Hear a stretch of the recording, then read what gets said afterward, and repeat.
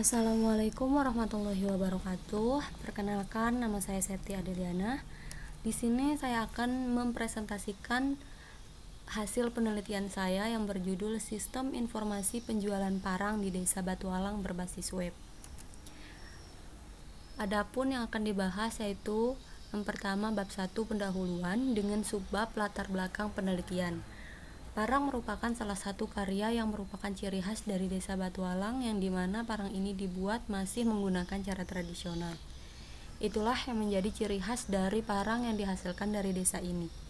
Proses pembuatan parang tidak membutuhkan waktu lama untuk menghasilkan satu buah parang.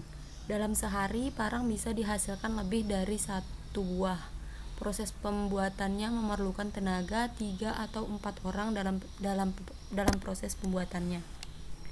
Ukuran dari parang sendiri ada beragam, ada yang ukuran kecil, sedang, dan juga besar. Untuk harganya sendiri dimulai dari 150.000 sampai dengan 1 juta ke atas tergantung besar dan juga jenis parangnya.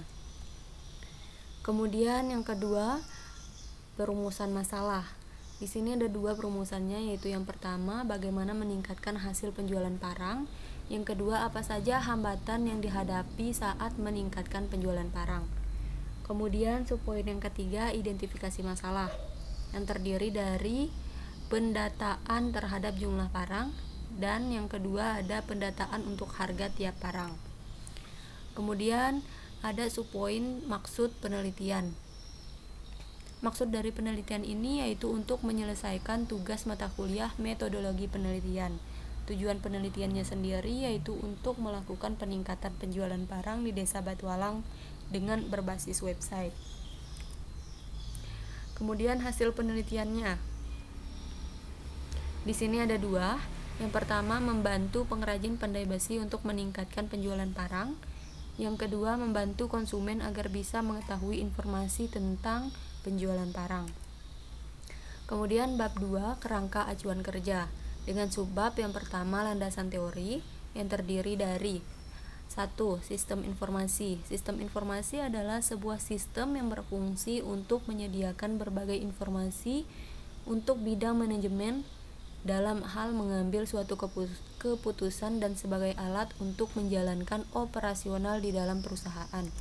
Kemudian yang kedua ada sistem informasi berbasis web, yaitu suatu sistem di dalam suatu organisasi yang mempertemukan kebutuhan pengolahan transaksi harian, mendukung operasi, bersifat manajerial dan kegiatan dari suatu organisasi, dan menyediakan pihak luar tertentu dengan laporan-laporan yang diperlukan dengan interaksi secara langsung dan beroperasi pada sebuah browser aplikasi dan teknologi internet.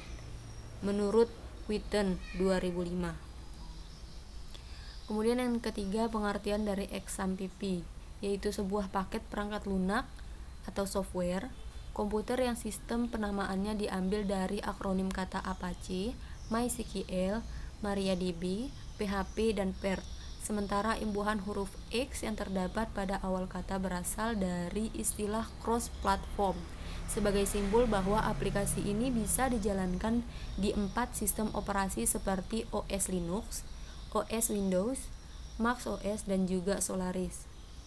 Yang keempat ada framework, yaitu kumpulan-kumpulan potongan program yang dipadukan menjadi satu kerja yang digunakan untuk membantu dalam pembuatan sebuah aplikasi. Yang kelima ada use case diagram, yaitu satu dari berbagai jenis diagram UML atau Unified Modeling Language yang menggambarkan hubungan interaksi antara sistem dan aktor.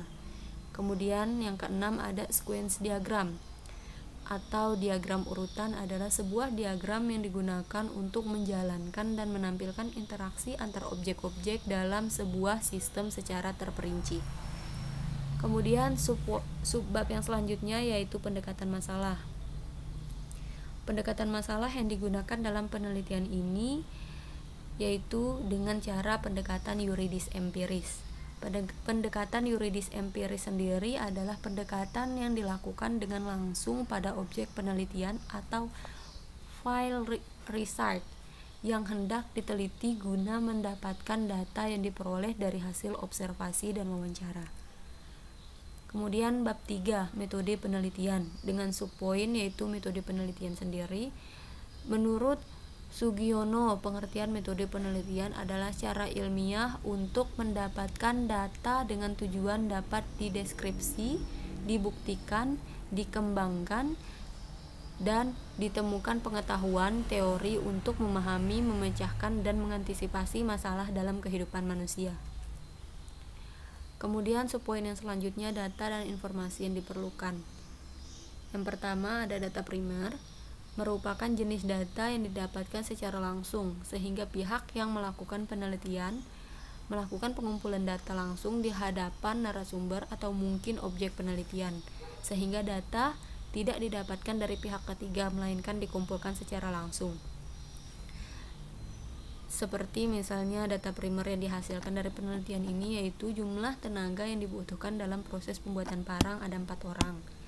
Parang yang dihasilkan tiap hari berjumlah 10 parang untuk pembuatan baru dan 10 parang yang diperbaiki berjumlah 20 sampai dengan 30 parang per hari.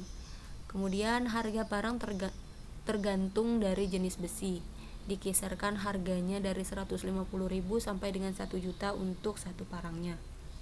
Kemudian yang kedua ada data sekunder, yaitu data yang didapatkan dari pihak lain dan data ini sifatnya sudah tersedia. Jadi peneliti tidak perlu mencari dan mengumpulkannya sendiri. Data sekunder ini bisa bersumber dari hasil penelitian sebelumnya dan biasanya data ini diterima dalam bentuk jadi, misalnya data dalam bentuk tabel, diagram, dan lain sebagainya yang bisa langsung diolah peneliti sesuai kebutuhan. Misalnya seperti harga parang kisaran 150 sampai dengan 200.000 rupiah. Kemudian yang kedua, lama pengerjaan parang yang membutuhkan waktu 2 sampai dengan 3 hari. Kemudian subpoin yang selanjutnya ada sumber data dan informasi. Sumber data dan informasi dalam penelitian ini didapat langsung dengan cara melakukan survei ke lokasi dan langsung menanyakan informasi terkait proses pembuatan dan juga penjualan parang kepada tenaga kerja yang merupakan pengrajin pandai besi di Desa Batu Alang. Adapun poin selanjutnya yaitu teknik pengumpulan data dan informasi. Di sini dilakukan 4 teknik yaitu survei, wawancara, observasi, dan juga studi pustaka. Kemudian subpoin selanjutnya yaitu lokasi penelitian. Penelitian dilakukan di Desa Batu Alang, Kecamatan Moyohulu, yang dimana penelitian ini dilakukan secara langsung oleh peneliti pada tanggal 13 November 2021. Jadwal pelaksanaan penelitian. Di sini dilakukan penelitian pada hari Sabtu, 13 November 2021. Kemudian bab 4, hasil dan pembahasan.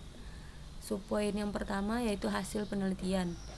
Adapun hasil yang dicapai, yang pertama memahami proses pembuatan parang. Kemudian yang kedua mengetahui jenis dan ukuran parang.